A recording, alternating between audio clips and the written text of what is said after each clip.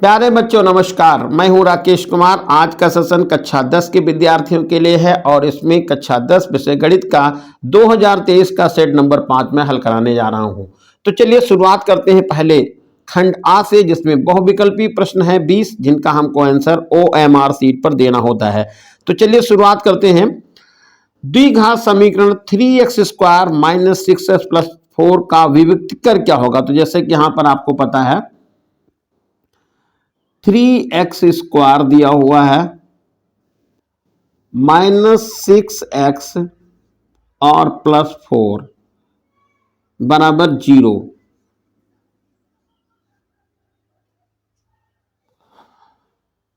a बराबर मैं लिख देता हूं यहां पर 3 और b बराबर हो जाएगा -6 और c बराबर होगा 4। विविक्तीकर मतलब b² -4ac निकालना है। b की जगह पे आपको क्या लिखना है, -6 का स्क्वायर करना है, -4 a की जगह पे 3 लिखना है और c की जगह पे 4 लिखना है। तो ये आएगा 36 और ये आ जाएगा 16 और 3 48। तो इसको घटा देंगे तो ये -12 मिल जाएगा और इस तरह से यहां पर जो ऑप्शन सही हो जाएगा वह डी ऑप्शन सही होगा, -12। अगला क्वेश्चन है 3x² + 2y = 6 तथा y = 6 का हल होगा। तो देखिए y = 6 का हल, तो y की वैल्यू तो आपको पहले से मालूम होगा 0। तो देखिए y की वैल्यू 0 यहां से है, यहां से, यानी कि दो ऑप्शन आपके सही हो सकते हैं। तो y का मान यहां पर 0 डाल दीजिएगा तो ये हो जाएगा 3x + 2y = 6। x की जगह पर आपको x ही लिखना है, 3x हो गया प्लस y का मान यहाँ पर 0 है तो 0 लिख दिया, बराबर 6 हो जाएगा। तो 3x बराबर होगा 6, काटेंगे तो 2 हो जाएगा। तो 2,0 ये आपका हल हो जाएगा। और यहाँ पर क्योंकि x का मान आपको 2 मालूम हो गया है और y का मान पहले से यहाँ पर 0 लिखा हुआ है, तो 2,0 ऑप्शन सही होगा A, 2,0। क्वेश्चन नंबर 3 है, दो बिंदुओं A -4,2 तथा B 5,6 को मिलाने वाले या जोड़ने वाले रेखाखंड के मध्य बिंदु का निर्देशांक आपको मालूम है, तो अल्फा का मान पता करना है। तो यहां पर लिख देंगे -4,2 और दूसरा निर्देशांक हो जाएगा 5,6। इसको हम लिख लेते हैं x1 y1 x2 y2। तो मध्य बिंदु के निर्देशांक होते हैं x बराबर x1 + x2 बटे 2, x1 + x2 बटा 2। तो x बराबर x1 का मान आएगा -4, x2 का मान हो जाएगा 5/2। तो यहां पर है x बराबर, इसमें से घटाएंगे तो 1/2 निकलेगा। x का मान 1/2 निकल गया है। और तो यहां पर जो x का मान दिया है वो दिया हुआ है ये α/8। तो कंपेरिजन कर लेंगे, बराबर हो जाएगा 1/2, काट देंगे तो ये 4, यानी अल्फा का मान हो जाएगा 4 और ऑप्शन यहां पर सही हो जाएगा यह बी नंबर। अगला दिया हुआ है त्रिभुज ABC में AB बराबर दिया है, AC दिया है, BC दिया है, तो कोण B की माप कितनी होगी वो निकालना है। तो त्रिभुज यहां पर ABC में बना लेता हूं, ये हो गया त्रिभुज ABC। चलो कोई तरह से त्रिभुज हमने बना लिया है, ये त्रिभुज कोई बनाया ऐसे है मैंने, A B और C। A का मान इन्होंने दिया है, AB का मान है 6√3, तो 6√3 ये लिख लेते हैं। AC का मान है 12 और इसका हो गया 6। तो सबसे पहले इसमें हम पाइथागोरस प्रमेय लगाते हैं और देखते हैं कि इसमें बड़ी भुजा कवर के, यदि बड़ी भुजा कवर करेंगे तो बड़ी भुजा इसमें 12 है तो 12 कवर कर लिया है, और 6 का वर्ग ये हो गया है, और प्लस 6√3 का वर्ग कर लिया है। तो 12 का वर्ग तो हो गया 144, 6 का हो गया 36, और प्लस ये 36 और गुणा 3 हो जाएगा, 144 ये हो गया, 36 ये हो गया, और प्लस ये आ जाएगा 6 3 18 और 6 3 18 19। इनको आप देख लीजिएगा तो 144 ये बना, और 8 6 14 ये आ जाएगा, 9 3 12, और देखिए थोड़ा यहाँ गुणा गलत हो गया है, इसको मैं सही कर लेता हूँ। 3 6 18 के 8, 8 3 1, 3 3 9 और 1 10 हो जाएगा।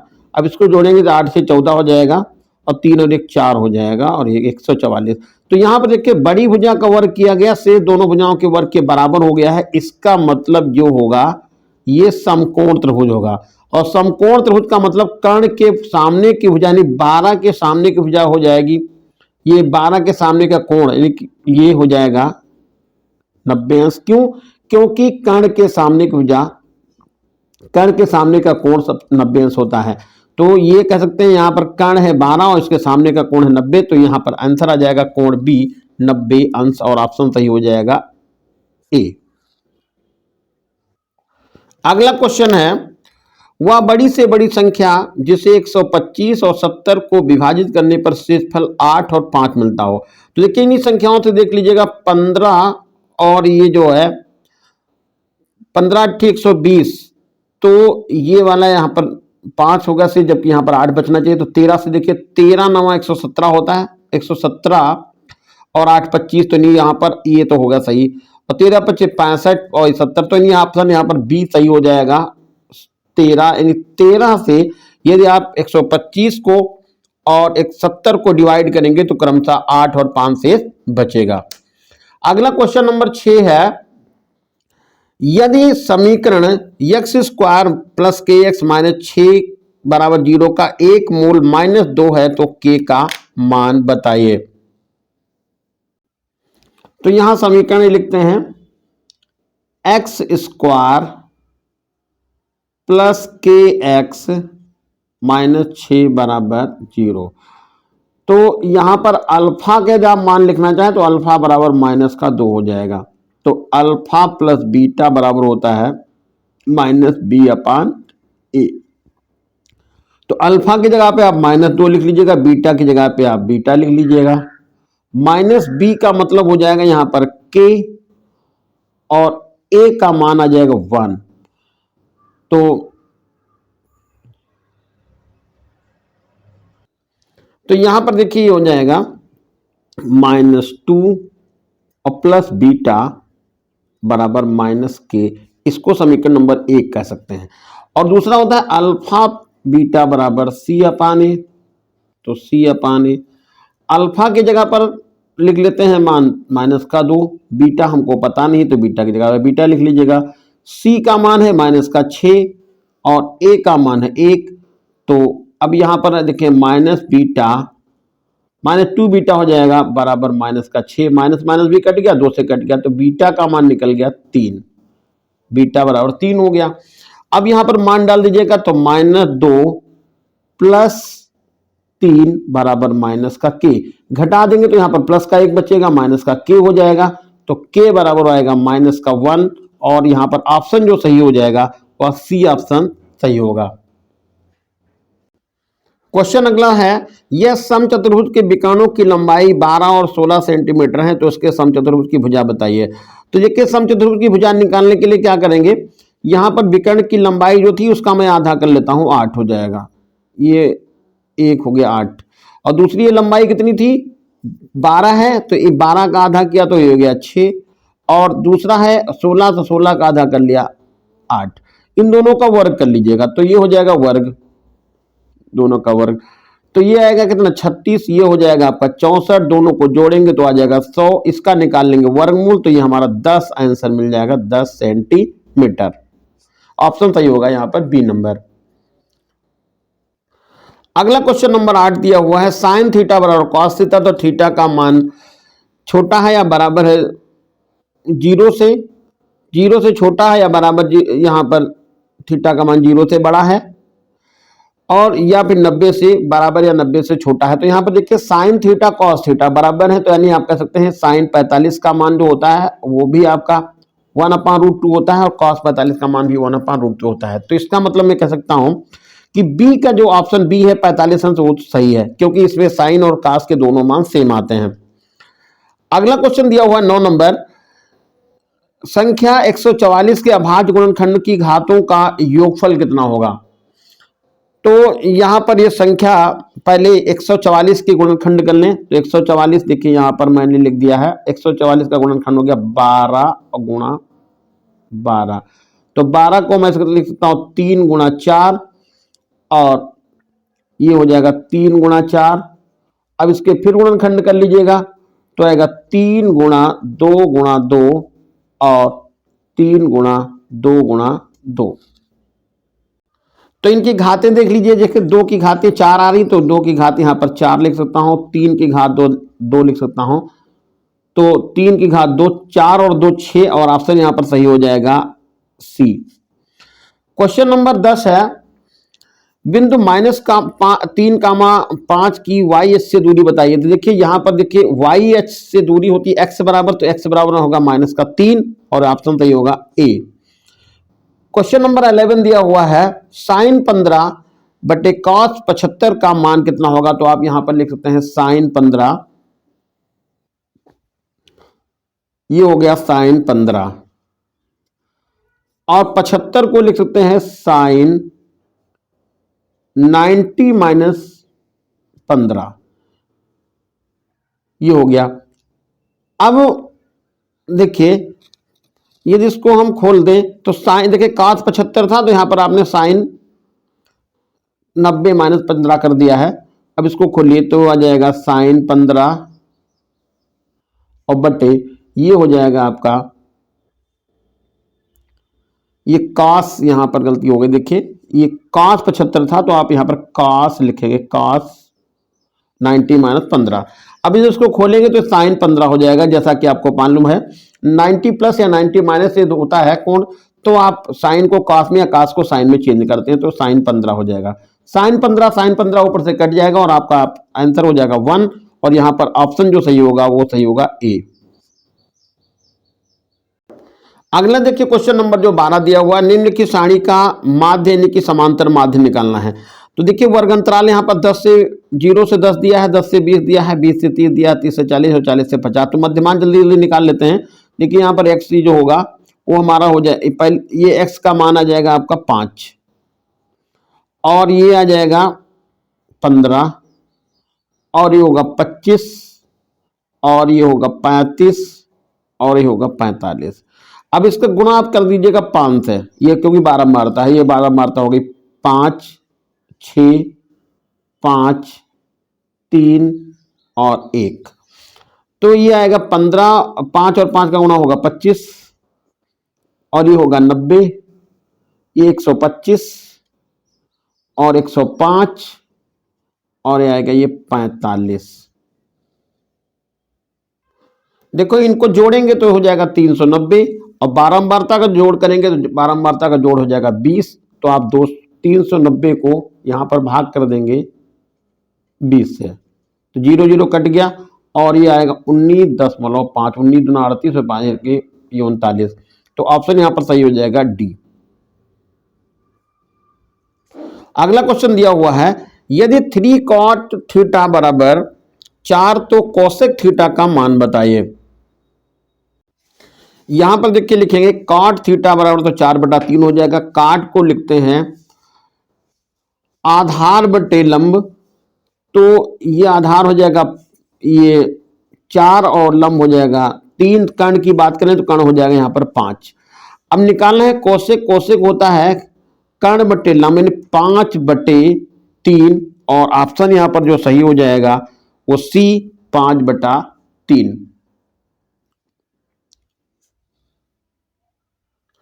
अगला क्वेश्चन है, यह दो गोलों के आयतनों का अनुपात है 27:64, तो उनकी पृष्ठीय क्षेत्रफलों का अनुपात बताइए। तो यहां पर मैं सीधे लिख लेता हूं 4/3 पाई r1 क्यूब और बटे 4/3 पाई r2 क्यूब और 27/64।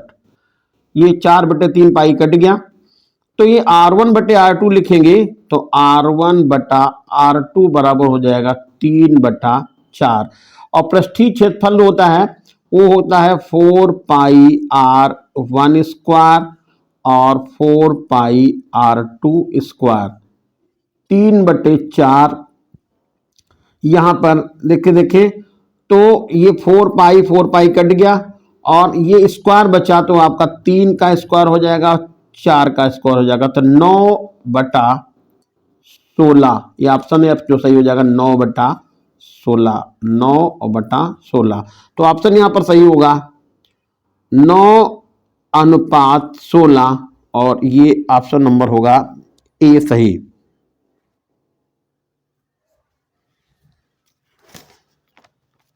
अगला क्वेश्चन दिया हुआ है,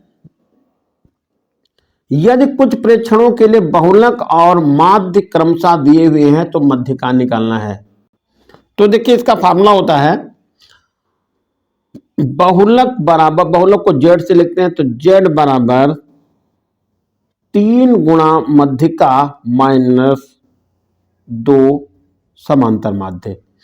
तो बहुलक यहां पर है कितना, बहुलक दिया हुआ है 45, तो मैंने यहां पर 45 लिख लिया है बराबर 3, और मध्यिका निकालनी तो यहां पर m लिख लिया है -2, और समांतर माध्य यानी कि दिया हुआ है 27, ये हो जाएगा। तो यहां पर लिखेंगे 45 और 27 दूना 54 यहां पर लिख लेते हैं, बराबर हो जाएगा 3m, ये आएगा 99 बराबर 3m, भाग करेंगे तो 33, यानी मध्यिका निकल जाएगी 33, और यहां पर जो ऑप्शन सही हो जाएगा वो ऑप्शन सही होगा बी। अगला क्वेश्चन है 3,17,20, 3,13,20,17 और 3x के समांतर माध्य 18 है, तो x का मान बताइए। तो देखो सबसे पहले तो यहाँ पर समांतर माध्य का जो फार्मूला होता है पदों का योग बटे पदों की संख्या होती है। तो यहाँ पर देखिए 3 और 17 मिलके हो जाएगा 20, 20, 20, 40, 40, 10, 50, 57 हो जाएगा। तो मैं यहाँ 57 लिख लेता हूँ, 57 प्लस 3x, और पदों की संख्या कितनी है 1, 2, 3, 4, 5, तो ये हो जाएगा 18 और 5 का गुणा करेंगे 90 हो जाएगा। तो 3x बराबर आएगा 90 माइनस 57, घटा देंगे तो यहाँ पर 33 आ जाएगा। 90 में से 10 में से 3 7 जाएगा, 3 बचेगा, और यहाँ पर 8 में से 33 हो गया, तो 3x बराबर हो गया, तो x बराबर आया 11, और यही आपका है आंसर, x बराबर 11, और ऑप्शन नंबर यहाँ पर सही है ये सी। देखिए बीच में क्वेश्चन छूट गया है, x square minus 2x plus 1 के मूल कौन कौन से होंगे। तो यहां पर क्या करेगा, x के आप मान डाल दीजिएगा, और x के मान डालिए पर इसमें से ऑप्शन से चेक कर लीजिएगा, वैसे 1 और -1 होना चाहिए। देखिए हम यहाँ पर 1 मान डाल देते, तो 2 1 करना 2 हो गया है, ये 1 हो गया, और ये 2 2, ये आपका x बराबर 1, यानी ए वाला 1 वाला ऑप्शन सही हो जाएगा। अब 2 माइनस का 1 डालें तो ये हो जाएगा 1, और ये होगा, तो यहाँ पर x बराबर 1 रखने पे 0 आ रहा, तो दूसरा भी यहाँ पर x बराबर 1 लिखा हुआ नहीं, ऑप्शन नंबर ए सही हो जाएगा, 1,1 यही इसके मूल होंगे। अगला है 3/x, तो 3/x मैं लिख देता हूं, और माइनस का 2x और बराबर है 2/x। आपको इसका हल पता करना है कि हल कौन सा होगा, तो यहाँ हम पक्षांतर कर लेते हैं, 3/x माइनस 2/x बराबर हो जाएगा 2x। इसमें से घटा देंगे तो 1x हो जाएगा, 3 में से 1 घटाएंगे 1 होगा, और 1/x हो जाएगा, और ये होगा 2x, क्रॉस गुणा करेंगे तो ये हो जाएगा 2x स्क्वायर बराबर 1, तो x स्क्वायर बराबर हो जाएगा 1/2, और x का मान आपका निकल जाएगा प्लस माइनस 1/2, और ऑप्शन यहां पर सही होगा डी। क्वेश्चन नंबर अगला है, यदि दो समरूप त्रिभुजों की भुजाओं का अनुपात दिया हुआ है तो उनके त्रिभुजों का अनुपात बताइए। तो समरूप त्रिभुजों की भुजाओं का अनुपात जो मालूम है, तो त्रिभुजों का क्षेत्रफल का अनुपात भुजाओं के वर्ग के अनुपात में आएगा, तो 16:49 आंसर आएगा और ऑप्शन यहाँ पर नंबर होगा 20 सही है। इस सेशन का जो है मतलब खंड का आखिरी क्वेश्चन 20 नंबर है। यदि वृत्त का क्षेत्रफल दिया हुआ है, परिमाप के संख्यात्मक मान समान है, तो वृत्त की त्रिज्या कितनी हो जाएगी। तो यहां पर दिया है वृत्त के परिमाप में परिध, तो परिध को मैं 2πr लिखता हूं, 2πr, और क्षेत्रफल होता है πr²। वृत्त के क्षेत्रफल और परिमाप का संख्यात्मक मान समान है, तो 2πr और πr², यहां से पाई से पाई आपने काट दिया और r से स्क्वायर काट दिया, तो r बराबर यहां पर 2 मात्रक आ जाएगा और यही ऑप्शन सही है, 2 मात्रक। तो ये ऑप्शन नंबर डी है।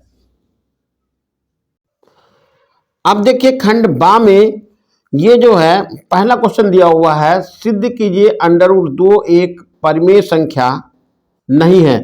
तो इसको आप क्वेश्चन को प्लेलिस्ट में जाकर के देख सकते हैं। यहां पर दूसरा जो क्वेश्चन दिया हुआ है, त्रिभुज PQR, यहां पर मैं त्रिभुज PQR बना लेता हूं, ये इसमें Q 90 अंश है, तो ये त्रिभुज बन गया PQR, ये 90 अंश का कोण हो गया। इन्होंने P का मान दिया हुआ है 1/√3, तो 1/√3, तो इस कोण के लिए P के लिए ये हो जाएगा लंब, तो मैं यहां लिखता हूं tan P बराबर 1/√3, तो लंब आ जाएगा, लंब को QR बोलेंगे, √3, एक लंब को यहां पर ये QR लंब हो जाएगा 1 और आधार हो जाएगा √3। कर्ण पता कर लीजिए, तो कर्ण स्क्वायर बराबर होता है लंब स्क्वायर प्लस आधार स्क्वायर, तो 1 का स्क्वायर प्लस √3 का स्क्वायर, तो 1 का स्क्वायर 1 हो गया, इसका स्क्वायर हो गया √3, तो ये 3 हो जाएगा, इसका मान निकालेंगे तो 4 हो जाएगा, वर्गमूल निकालेंगे तो 2, कर्ण का मान हो जाएगा 2, तो कर्ण बराबर आएगा, यहाँ पे मैं लिख देता हूं कर्ण बराबर 2 हो गया है। अब आपसे पूछा गया है साइन P का मान कितना है, तो यहां मैं लिखता हूं tan P बराबर 1/√3, तो tan P बराबर tan 30 लिख लीजिए, तो P का मान कितना निकल जाएगा 30 अंश। तो ये यहां पर एक कोण 30 अंश आपको पता चल गया है। तो यदि इस कोण को लिखना चाहें तो ये कोण हमारा 60 अंश हो जाएगा। अब जो मान दिया हुआ है, तो सबसे पहले यहां पर पूछा गया है साइन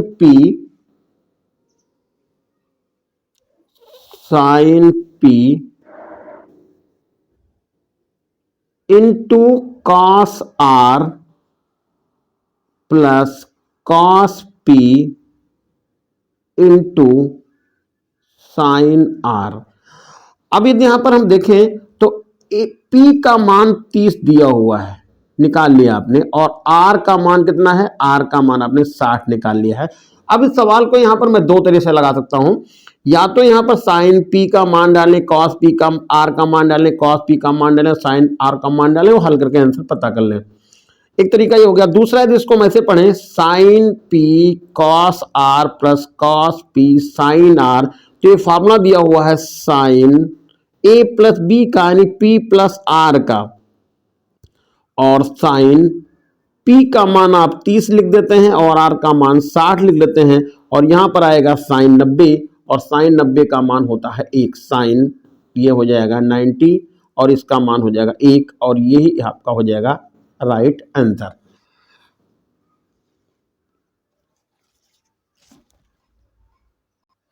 अगला क्वेश्चन देखे है, ये है 4x² प्लस 3x प्लस 5 बराबर 0 के मूल ज्ञात कीजिए। तो मूल निकालने के लिए आपको क्या करना पड़ेगा, यहां पर ए बराबर 4, बी बराबर 3 और सी बराबर लिख लीजिए 5। तो अल्फा प्लस बीटा बराबर हो जाएगा -b/a। अल्फा की जगह पे आप अल्फा लिखें, प्लस का बीटा लिख लें, और -b की जगह पर 3 और a का मान लिख दे 4, तो 3/4 हो जाएगा। और अल्फा बीटा बराबर होता है c/a, तो 5/4 हो जाएगा। अब आपको अल्फा माइनस बीटा बराबर होता है अल्फा प्लस बीटा का होल ऑफ स्क्वायर और -4 अल्फा बीटा। इस समीकरण में मान डालेंगे, कैसे? ये हो जाएगा 3/4, वो भी माइनस का होल ऑफ स्क्वायर और -4, और अल्फा की जगह पर, अल्फा बीटा की जगह पर 5/4 हो जाएगा। 4 से 4 कट जाएगा, ये हो जाएगा 9/16। 9/16, 9/16 ये हो गया, और माइनस का 5 हो जाएगा। तो ये 16×5 = 80। 16×5 में से यहाँ पर 9 घटा देंगे तो आ जाएगा आपका 71/16 यहाँ से आएगा। और अल्फा माइनस बीटा आपको यहाँ से पता चल गया। और अल्फा प्लस बीटा का मान आपको वहां से मान, समीकरण नंबर, इसको हम फर्स्ट लिख दें, इसको फर्स्ट लिख लें। यहां पर देखिए, इसको फर्स्ट लिख लेता हूं, ये हमारी समीकरण सेकंड हो गई। अब अल्फा प्लस बीटा की जगह, ये अल्फा प्लस बीटा हो जाएगा -3/4। और इन समीकरणों को हल करके आप आंसर यहां से पता कर सकते हैं। एक तो तरीका ये हो गया, और दूसरा यहां पर क्या कर सकते हैं, अगला क्वेश्चन दिया हुआ है -2, 2, -2 और 3, 7। एक ए बिंदु ए दिया हुआ, दूसरा बिंदु बी दिया हुआ है। इनको जोड़ने वाली रेखाखंड की लंबाई बताइए। तो आप इसको x1 मानेंगे, इसको y1 मानेंगे, इसको x2 मानेंगे, y2 मानेंगे। और दो बिंदुओं के बीच की दूरी यानी ए बी बराबर होगा √x1 - x2 का whole of square plus y1 - y2 का होल ऑफ स्क्वायर। इसमें आप मान डाल देंगे और आंसर सीधे मालूम हो जाएगा। x1 की जगह पर आपको 2 लिखना है, x1 - x2 की जगह पे -3 लिख देना है, प्लस y1 की जगह पे -2 लिख देना है, और ये -7 हो जाएगा। स्क्वायर करेंगे तो ये -1 का स्क्वायर 1 हो जाएगा, और ये 9 का स्क्वायर हो जाएगा 81।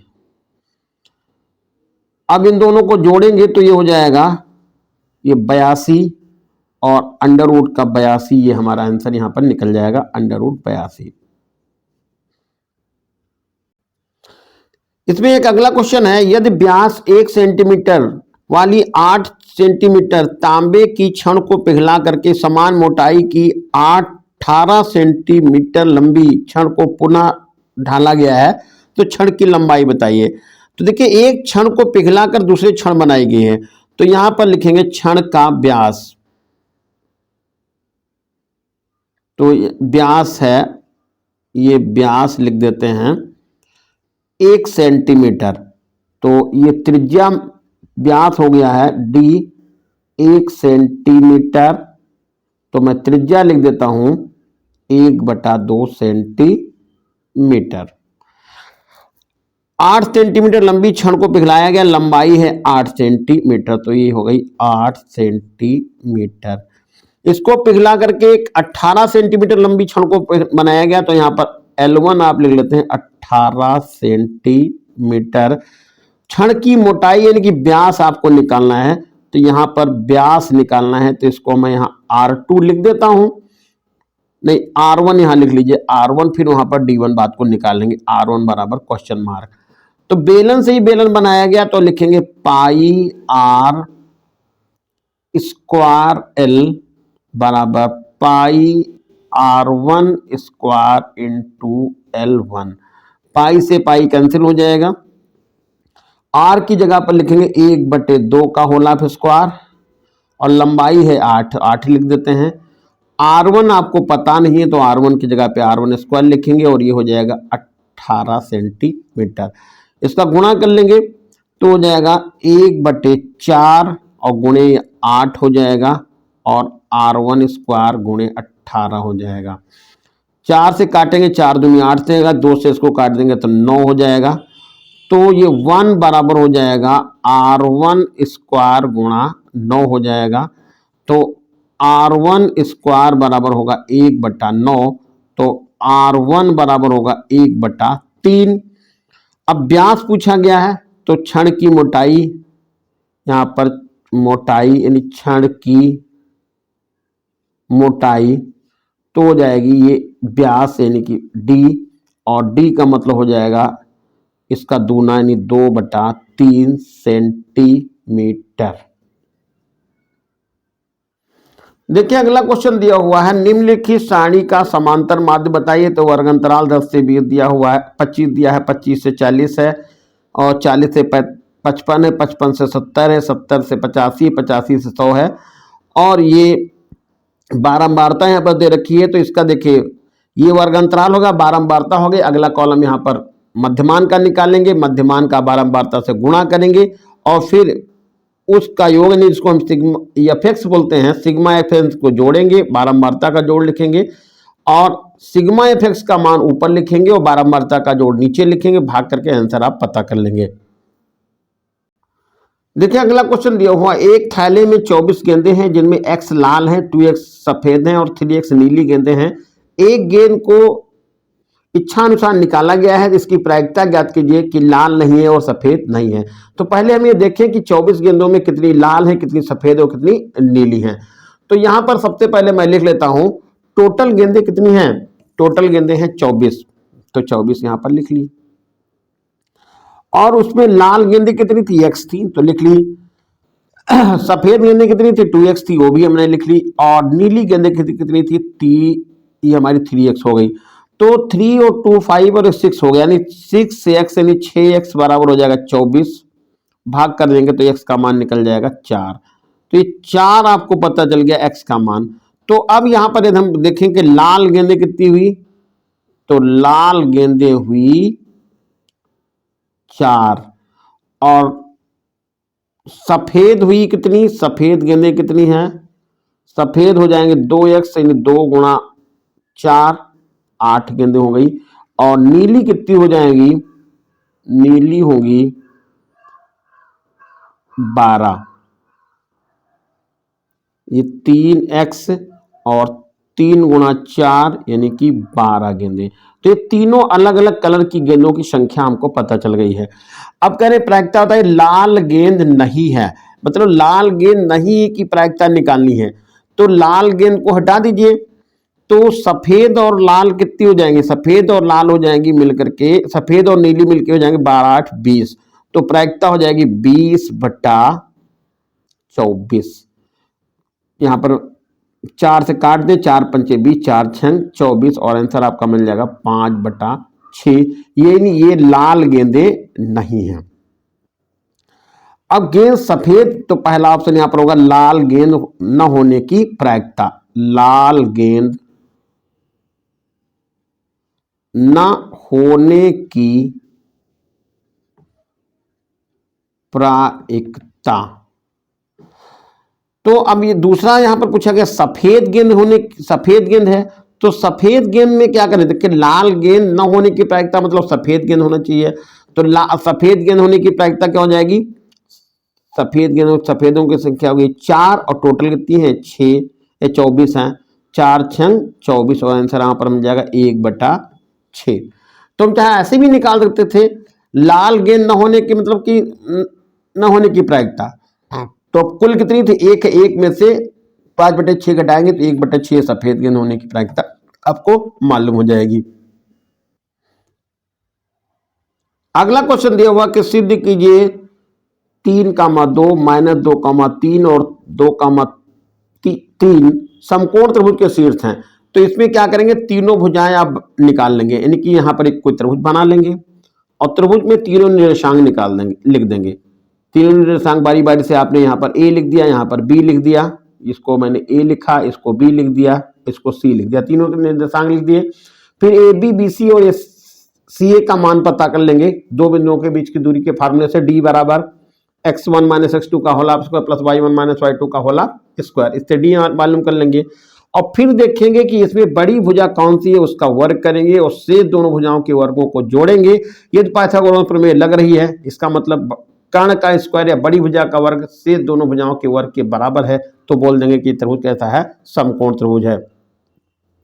अगला क्वेश्चन घाखंड दिया हुआ है, चित्र में ओ ए, ओ बी, ओ सी, ओ डी ये आपस में बराबर हैं, तो सिद्ध कीजिए कोण ए, कोण सी, कोण बी और कोण डी आपस में बराबर हैं। तो देखिए यहां पर ये लिखा हुआ है, तो यदि हम ऐसे लिख लें, बड़ा त्रिभुज यहां पर दिख रहा है, देखिए ये एक बड़ा त्रिभुज ये वाला है और छोटा त्रिभुज ये हो गया। तो छोटे त्रिभुज की भुजा ये कौन सी, ओ ए हो गई, और इसके ओ ए, और बड़े त्रिभुज की भुजा कौन सी हो गई, ओ सी हो गई, ये वाला हो गया। और ओ बी है, ओ बी ये बड़ा त्रिभुज है, और ये हो गया ओ सी, ओ डी ये छोटा त्रिभुज हो गया। तो इनके कहने का मतलब ये था कि यहां पर ये दोनों त्रिभुज हमारे समरूप हैं, और समरूप में ये ए कोण सी कोण के बराबर होगा और कोण बी जो होगा कोण डी के बराबर होगा, क्योंकि इसकी भुजाओं को हम ऐसे लिख सकते हैं, ओ ए अपान ओ सी बराबर ओ डी, ओ ए अपान ओ सी बराबर ओ डी अपान ओ पी। ये रिलेशन आपको वहां से पता चल गया। अब ये रिलेशन मालूम हो गया तो इनके सामने के कोण भी आपस में बराबर हो जाएंगे।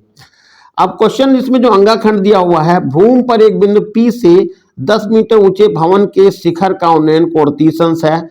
भवन के शिखर पर ध्वज है और ध्वज के शिखर का बिंदु P से उन्नयन कोण 45 अंश है, तो ध्वज की लंबाई तथा बिंदु P से भवन की दूरी बताइए। देखिए कहा भूमि पर कोई ये बिंदु है, ये भूमि पर कोई बिंदु हो गया, यहां पर कोई ये मकान है। भूमि पर कोई बिंदु P से 10 मीटर ऊंचा भवन, तो हमने यहां पर इतना 10 मीटर ऊंचा भवन बना लिया, इसका नाम दे दिया A और B। ये 10 मीटर हो गया, 10 मीटर। उन्नयन कोण है 30 अंश, तो ये कोण हो गया 30 अंश, 30 अंश। अब ऊपर एक जो है ध्वज लगा हुआ है, इसको हम यहाँ पर C लिख लेते हैं। ध्वज की हाइट को आपको निकालना है, तो ये आपने यहाँ पर लिख लिया है H मीटर। यहां से उन्नयन कोण इन्होंने बताया है 45 अंश है, तो ये कोण हो गया 45 अंश। आपसे यहां से P से A तक की दूरी x पूछी है और h पूछी है, तो यहां पर सबसे पहले मैं छोटे वाले त्रिभुज को लिख लेता हूं। त्रिभुज PAB में tan 30 बराबर आएगा 10/x लंबवटे आधार। tan 30 का मान होता है 1/√3, ये हो जाएगा 10/x, क्रॉस गुणा कर लेंगे तो x बराबर हो जाएगा 10√3। ये समीकरण नंबर 1 हो जाएगी। और दूसरी ये जाएगी त्रिभुज PAC में tan 45 बराबर लंब हो जाएगा h + 10 और बटे x।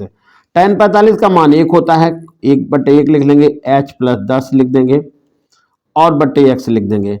x का मान 10√3 लिख देंगे, तो ये आ जाएगा h + 10 बराबर x, और h + 10 x का मान लिखेंगे 10√3, ट्रांसफर करेंगे उधर से, तो h बराबर हो जाएगा 10√3 माइनस का 10, तो h बराबर हो जाएगा 10 ब्रैकेट में √3 माइनस 1 मीटर।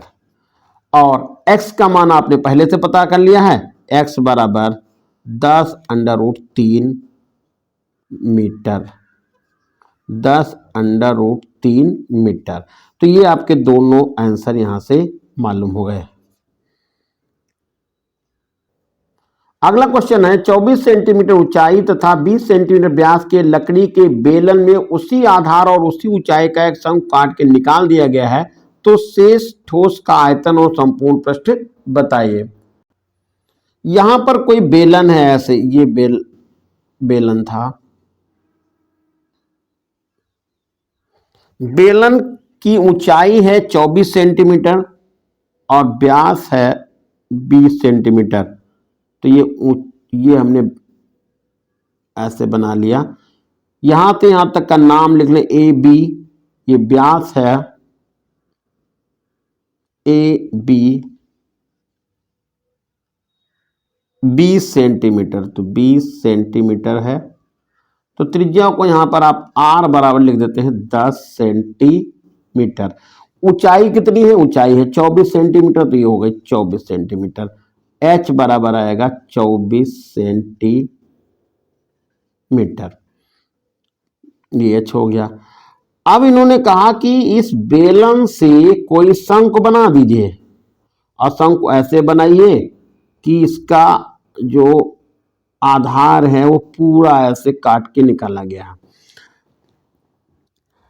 तो शेष ठोस का आयतन पहले बताइए। तो यहां पर सबसे पहले मैं बेलन का आयतन निकालता हूं। बेलन का आयतन, बेलन का आयतन फार्मूला होता है पाई आर स्क्वायर एच।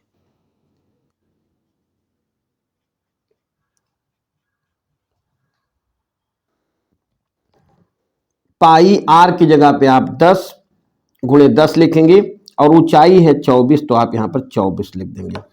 तो यदि इसको गुणा करेंगे तो हो जाएगा 2400 पाई घन सेंटीमीटर, ये हो गया। अब इसमें से शंकु काट के निकाला गया, तो शंकु की हो जाएगी, शंकु की त्रिज्या, या सीधे शंकु का आयतन लिख लीजिएगा, शंकु का आयतन। शंकु का आयतन का फॉर्मूला होता है 1/3 पाई आर स्क्वायर एच। तो 1/3 ही लिख लीजिएगा, पाई की जगह पे पाई लिखेगा, और आर तो उतना ही लिखा जाएगा जितना बेलन का था, तो 10 × 10 लिखेंगे, और ऊंचाई हमारी हो जाएगी इसमें 24 है, तो मैं भी यहाँ 24 लिख लेता हूँ, ये 8 हो जाएगा। तो ये 800 पाई घन सेंटीमीटर। ऐसे भी यहां पर देखें तो जो बेलन के आयतन का 1/3 ही हो जाएगा ये शंकु का आयतन। तो ये हो जाएगा 800 पाई घन सेंटीमीटर। तो यहां पर आपसे पूछा गया था, इसको निकाला गया है ना, तो शेष ठोस का आयतन, शेष ठोस का आयतन 2400 पाई में से आप घटा देंगे 800 पाई, और मिल के आंसर आ जाएगा 1600 पाई घन सेंटीमीटर। तो ये एक तो आंसर यहां से निकल गया। अब कह रहे हैं कि इसका संपूर्ण पृष्ठ बताओ। तो संपूर्ण पृष्ठ निकालने के लिए क्या करेंगे, यहां पर सबसे पहले तो तिरछी ऊंचाई निकालिए आप। तो यहां पर पहले के शंकु की तिरछी ऊंचाई, तिरछी ऊंचाई, इसको L से लिखते हैं। तो L बराबर होगा √10 का स्क्वायर प्लस 24 का स्क्वायर। 10 का स्क्वायर आएगा आपका 100, और 24 का स्क्वायर होगा 576। 576। तो L बराबर हो जाएगा √676, ये लिख देते हैं L बराबर। अब निकालना है संपूर्ण पृष्ठ। तो संपूर्ण पृष्ठ आप लिखिएगा, संपूर्ण पृष्ठ। तो सबसे पहले तो यहां पर लिखेंगे शंकु का वक्र पृष्ठ, तो पाई आर एल, ये हो गया, प्लस 2 पाई आर एच, बाहरी बाहरी बेलन की या बेलन का उपपृष्ठ आप बोल दीजिए, और प्लस उसमें हम ये वाला ध्यान रखना है, ये ठोस है ना, तो ये भी क्षेत्रफल इसमें हम ऐड करेंगे, यानी कि पाई आर स्क्वायर, ये हो जाएगा pi r square, pi r square. तो आप देखिए यहां पर पाई आर एल, पाई गुणा आर की जगह पर आप लिख सकते हैं 10 और लंबाई की जगह पे √ 676, ये हो जाएगा, प्लस 2 पाई आर की जगह पे 10 और एच की जगह पर 24 लिख देते हैं, और प्लस पाई गुणा 10 गुणा 10, इसको आप पाई के रूप में ही कैलकुलेट करके और आंसर यहां पर नोट कर लेंगे, जो कि हमारा आएगा इतने वर्ग सेंटीमीटर। अगला क्वेश्चन है 4 सेंटीमीटर त्रिज्या वाले एक वृत्त के त्रिज्य खंड का क्षेत्रफल ज्ञात कीजिए जिसका कोण 30 अंश है, साथ ही संगत दीर्घ त्रिज्य खंड का क्षेत्रफल भी ज्ञात कीजिए। तो जैसे कि यहां पर ये वृत्त हो गया, ये इसका केंद्र है, हमने ऐसे बना लिया, और त्रिज्या है इसकी कितनी 4 सेंटीमीटर, त्रिज्या ये हो गई 4 सेंटीमीटर, ये हो गया इसका केंद्र, ये 4 सेंटीमीटर, यहां पर ए और यहां पर मैं बी लिख देता हूं। अब आपको इस त्रिज्य खंड का क्षेत्रफल निकालना है, ओ ए बी का क्षेत्रफल, यहां पर कोई बिंदु सी भी लिख लेते हैं, तो इसका आपको पूरा क्षेत्रफल निकालना है। ये कोण दिया हुआ 30 अंश। तो त्रिज्य खंड का जो क्षेत्रफल का जो फार्मूला होता है वो ए बराबर पाई आर स्क्वायर बटा 360 और गुणा थीटा। तो ये हो जाएगा ए बराबर पाई आर की जगह पे 4 गुणा 4 और कोण है 30 अंश, तो ये हो जाएगा 30 बटे 360, 0 से 0 कट गया और 3 से काटेंगे 12 हो जाएगा, और 4 करना 4 4 तियां 12, तो ए बराबर आ जाएगा 4 पाई बटा 3 वर्ग सेंटीमीटर, ये हो जाएगा। अब आपसे कहा गया है कि वृत्त दीर्घ वृत्त खंड यानी इसका क्षेत्रफल इधर का निकालना, ध्यान दीजिए इधर वाले का, यहां पर हम डी मान लेता हूं, तो ए डी बी का क्षेत्रफल निकालना है, तो यहां पर लिख सकते हैं दीर्घ वृत्त खंड का क्षेत्रफल, दीर्घ वृत्त, वृत्त नहीं त्रिज्य खंड का, दीर्घ त्रिज्य खंड का क्षेत्रफल, त्रिज्य खंड का क्षेत्रफल। अब यहां पर इसके लगाने के 2 तरीके हैं। देखिए ये पूरा वृत्त है पाई आर स्क्वायर, इसमें से आप ये घटा दीजिएगा तो आंसर निकल जाएगा। यहां हम यहां पर लिखे 30 अंश, ये होगा तो 330 अंश का कोण ऊपर बन जाएगा, तो यहां मैं लिख लेता हूं ए डैश बराबर पाई आर स्क्वायर गुणा 330, क्योंकि पूरा कोण 360 अंश होता है, 30 अंश तो निकल गया, और बटे 360, 0 इधर से कट गया, तो पाई की जगह पे पाई लिखो, और आर का मान है 4, तो 4 गुणा 4 लिख लीजिएगा, गुणा 33 करिएगा, और बट्टे यहां पर 36 करिएगा। 3 से काटेंगे तो 3 से काटेंगे तो यहां पर 11 हो जाएगा, 3 से काटेंगे यहां पर 12 हो जाएगा, 4 करना 4 और 4 तियां 12, तो ये हो जाएगा 44 पाई बटा 3 वर्ग सेंटीमीटर। अगला क्वेश्चन है एक नाव चालक नदी के बहाव के प्रतिकूल 10 किलोमीटर दूरी तय करके 50 मिनट में उसी स्थान पर लौट के वापस आ जाता है। ये नदी की चाल 5 किलोमीटर प्रति घंटा है, तो स्थिर जल में नाव की चाल कितनी होगी वो निकालना है। तो यहां पर मान लीजिए, माना नाव की चाल स्थिर जल में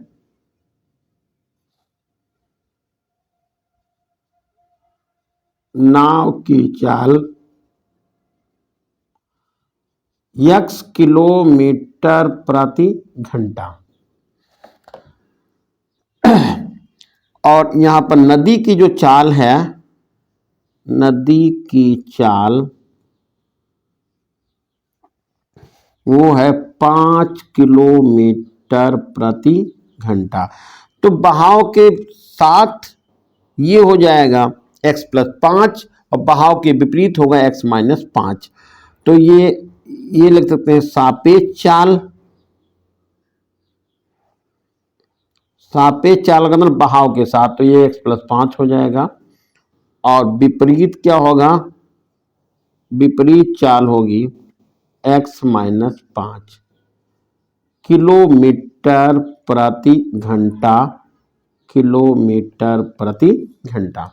अब प्रश्न में ये कहा है, तो मैं यहां लिख देता हूं प्रश्नानुसार।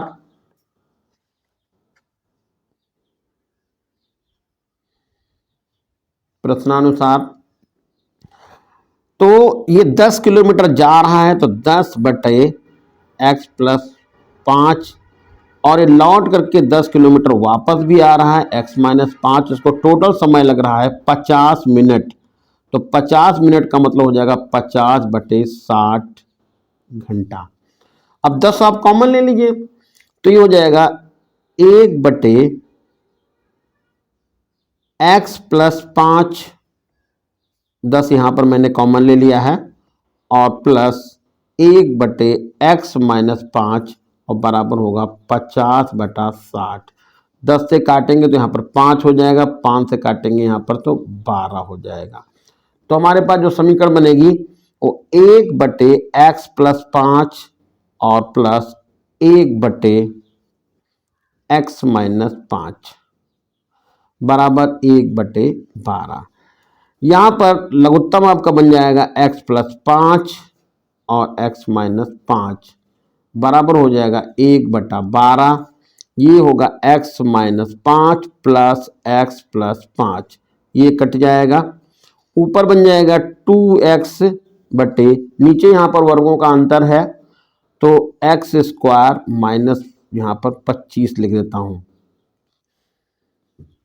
और बराबर हो जाएगा 1/12। क्रॉस गुणा कर लीजिएगा तो हो जाएगा x² माइनस 25 बराबर 24x। पक्षांतर कर लीजिएगा तो x² minus 24x minus 25 is equal to 0। अब ये द्विघात समीकरण बन गई। तो यहाँ पर 25 से करना 25 और 25 में से घटाएंगे 24, तो हो जाएगा x² minus 25x plus x minus 25 बराबर 0। कॉमन ले लीजिए, तो इसमें x कॉमन ले लिया है, x माइनस 25 हो गया है। इसमें +1 कॉमन ले लिया है तो x माइनस 25 हो गया है, बराबर हो गया 0। अब x माइनस 25 एक ब्रैकेट में हो जाएगा और x+1 एक ब्रैकेट में होगा, बराबर 0 होगा। तो x माइनस 25 बराबर आएगा 0, तो x बराबर हो गया 25 और आपको चाल मालूम हो गई x बराबर 25। दूसरा लिखते हैं x+1 बराबर 0, तो x बराबर -1, जो को हम अमान्य कर लेंगे और ये हो जाएगा अमान्य, और आपका जो आंसर निकल जाएगा ये नाव की चाल हो जाएगी, नाव की चाल 25 किलोमीटर प्रति घंटा, और ये है अंतर। अगला क्वेश्चन है BL और CM एक समकोण त्रिभुज ABC की मध्यिकाएं हैं और जिसका कोण A 90 अंश है, तो सिद्ध कीजिए कि 5BC² बराबर 4 ब्रैकेट में BL² प्लस CM²। तो यहां पर देखिए ये समकोण त्रिभुज में बना लेता हूं, ये समकोण त्रिभुज हो गया, ये समकोण त्रिभुज है।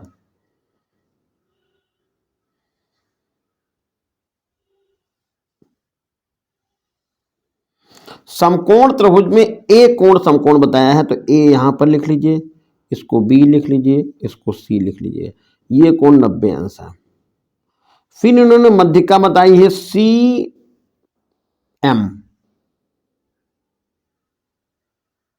ये हो गई मध्यिका। मध्यिका का मतलब होगा M बिंदु AB का मध्य बिंदु है, ये हम ऐसे लिख सकते हैं, लाइन खींच सकते हैं। और BL भी इन्होंने मध्यिका बताई है, और ये लाइन और इस लाइन को मैं बराबर बताता हूं। यहां पर जो सिद्ध करना है वो है 4 ब्रैकेट में B L square plus C M square बराबर 5 बी सी स्क्वायर, ये सिद्ध करना है। तो पहले देखिए, समकोण त्रिभुज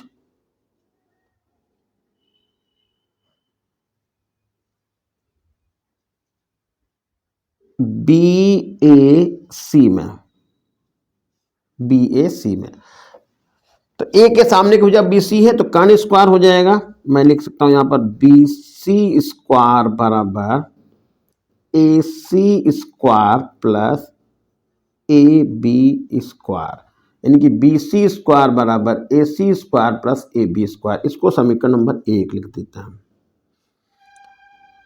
अब लिखेंगे समकोण त्रिभुज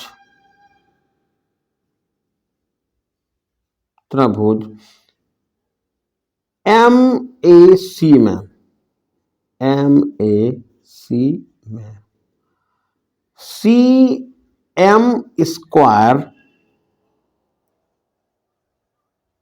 बराबर A M square plus A C square, C M square बराबर A M square plus A C square. तो सी एम स्क्वायर बराबर ए एम को ए बी का बटे 2 कह सकते हैं, क्योंकि एम बिंदु ए बी का आधा है, तो हो जाएगा ए बी बटे 2 का होल ऑफ स्क्वायर और plus A C square. C M square बराबर ए बी स्क्वायर बटे 4 और प्लस ए सी स्क्वायर। फिर इसको चाहे हम समीकरण नंबर यहीं पर सेकंड डाल देता हूं। अब लिखिए समकोण त्रिभुज बी ए एल में, बी ए एल में, देखिए ये बी हो गया, ए हो गया, एल हो गया, तो लिखेंगे बी एल स्क्वायर बराबर A L square plus A B square. B L square बराबर ए एल को आप लिख सकते हैं, ए एल को लिख सकते हैं ए सी बटे 2, ए सी बटे 2, यहां मैं लिख देता हूं ए सी बटे 2 का होला स्क्वायर और बराबर होगा ए बी स्क्वायर। तो ये आ जाएगा यहां पर बी एल स्क्वायर बराबर ए सी स्क्वायर बटा 4 प्लस ए बी स्क्वायर। ये समीकरण नंबर हो गई 3rd। अब हमको जो सिद्ध करना है वो बी एल स्क्वायर और सी एम स्क्वायर सिद्ध करना है, तो मैं यहां लिख देता हूं समीकरण सेकंड और थर्ड को जोड़ने पर, तो सेकंड समीकरण हो गई सी एम स्क्वायर बराबर ए बी स्क्वायर बटे 4 प्लस ए सी स्क्वायर और नीचे B L square A C square बटे 4 प्लस ए बी स्क्वायर। इन दोनों को जोड़ दीजिए तो इधर आपका बन जाएगा C M square plus B L square. इसमें देखें तो हम यहां पर ऐसे लिख सकते हैं A B square plus A C square और इसका भी बटे 4 और इसका भी बटे 4 और प्लस ए सी स्क्वायर और प्लस ए बी स्क्वायर। तो यहां पर ऐसे भी लिख सकते हैं cm² प्लस bl²। लघुत्तम ले लीजिए पूरा, तो ये हो जाएगा 4 लघुत्तम हो जाएगा। तो AB² plus AC² plus AC² plus, यहां पर देखिए ये +4 हो जाएगा। देखिए यहां पर देखिए 4 नीचे था, यहां पर 4 AC²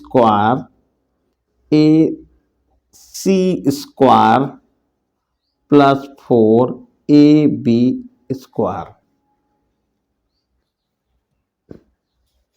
अब आप क्रॉस गुणा कर दो, 4 इधर आ जाएगा, तो 4 से ये हो जाएगा, और cm² प्लस bl²। और देखेंगे लेफ्ट साइड आपका मिल गया है। अब राइट साइड में देखिए AB² ये और 4AB में स्क्वायर मिलकर हो जाएगा 5AB² और प्लस 5AC²। 4 ब्रैकेट में cm² प्लस bl²। 5 इसमें कॉमन ले लीजिए, तो हो जाएगा AB² प्लस AC²। और जरा समीकरण नंबर 1 चेक करिएगा, AC² प्लस AB² ही होता है BC² के, तो यहां पर मैं इसकी जगह पर लिख सकता हूं BC²। तो 4 ब्रैकेट में cm² प्लस bl² बराबर 5BC²। और यही आपको वहां सिद्ध करना था कि 4cm² प्लस bl² बराबर 5BC²। और इस पेपर का लास्ट क्वेश्चन है, निम्नलिखित समीकरणों में से x और y का मान बताइए। तो एक समीकरण लिखिए 30/x - y plus 44/x plus y बराबर 10 दिया है, 40/x - y plus 55/x plus y बराबर 13 दिया है। इनको हल करके x और y का मान निकालना है। तो ऐसा कर सकते हैं, देखिए 2 तरीके से इसको लगा सकते हैं। यहां पर x plus x minus Y है, x प्लस वाई को मैं यहां पर कैपिटल A लिख देता हूं, या ये कैपिटल A।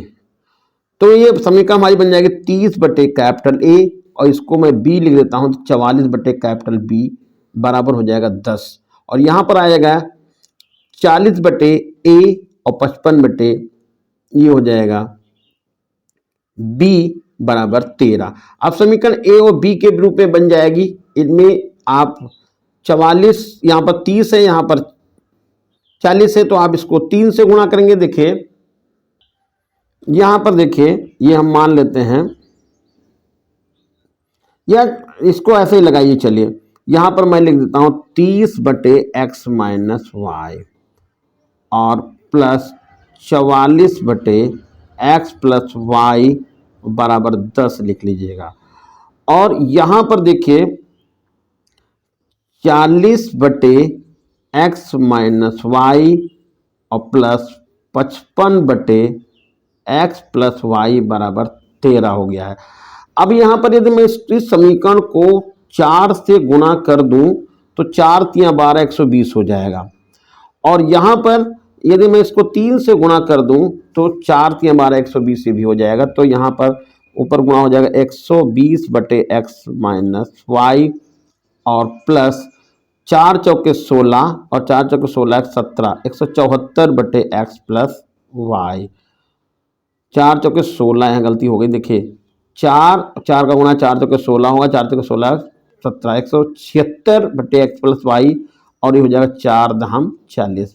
3 से गुणा करिएगा तो 120/x माइनस वाई और प्लस ये 5 × 15 और 5 × 15 और 16, 165/x प्लस वाई और बराबर 13 25 हो गया 65।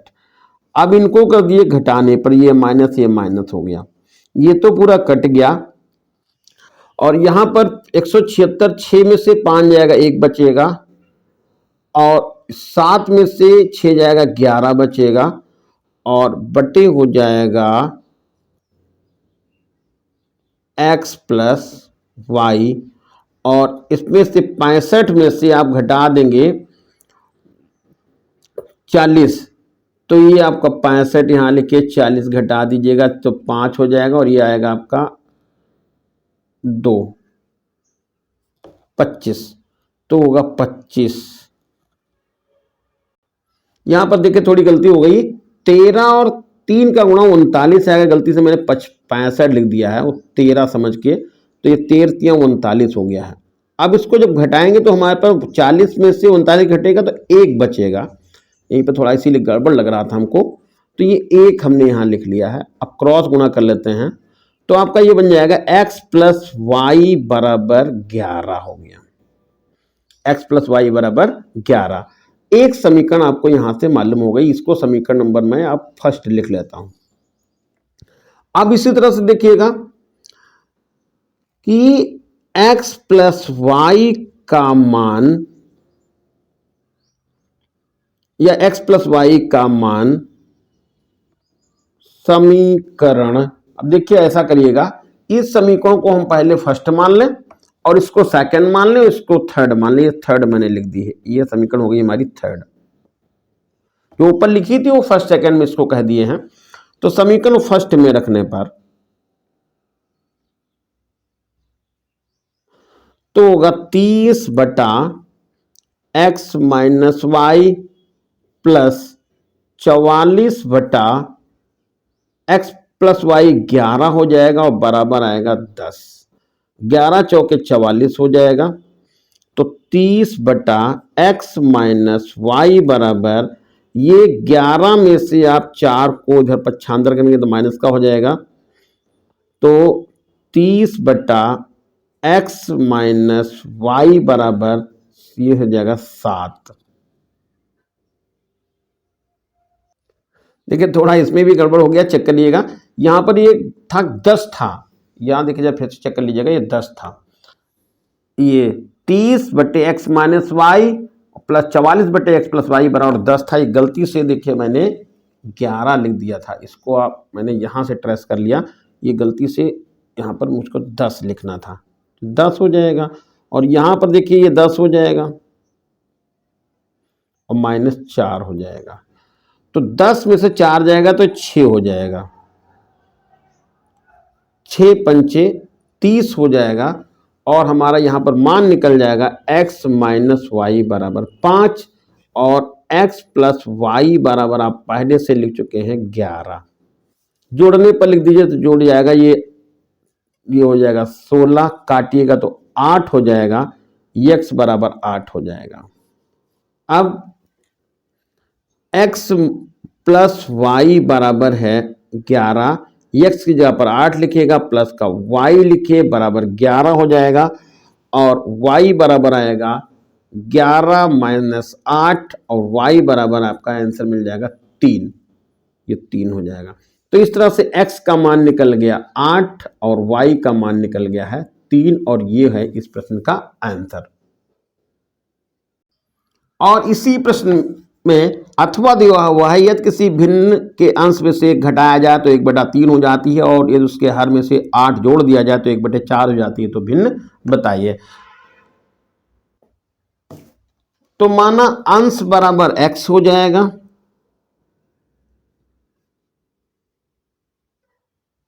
बराबर x और हर बराबर y, तो भिन्न हो जाएगी x बटे वाई। अब पहली शर्त क्या है कि अनुसार कि भिन्न के अंश में से एक घटाया जाए, तो मैंने अंश में से एक दिया घटा, y तो उतना ही रखा, और बराबर मान हो जाता है 1/3, तो 1/3 लिख दीजिए। दूसरी है यदि उसके हर में 8 जोड़ दिया जाए तो अंश तो उतना ही रखिए, ये मैंने यहां पर सेकंड शर्त लिख दी, सेकंड शर्त के अनुसार